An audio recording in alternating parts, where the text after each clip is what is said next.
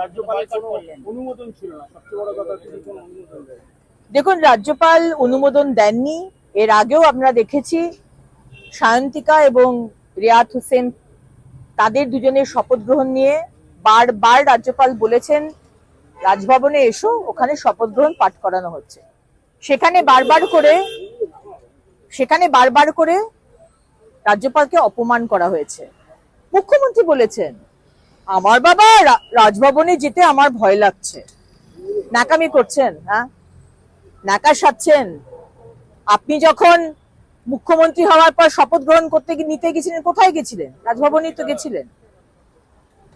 বা তারপরে রাজ্যপাল বললেন ঠিক আছে, শপথ গ্রহণ পাঠ করানো হোক, আমি কোনো কাজে বাধা হয়ে দাঁড়াতে চাই না, শপথ গ্রহণ পাঠ করাবেন ডেপুটি স্পিকার।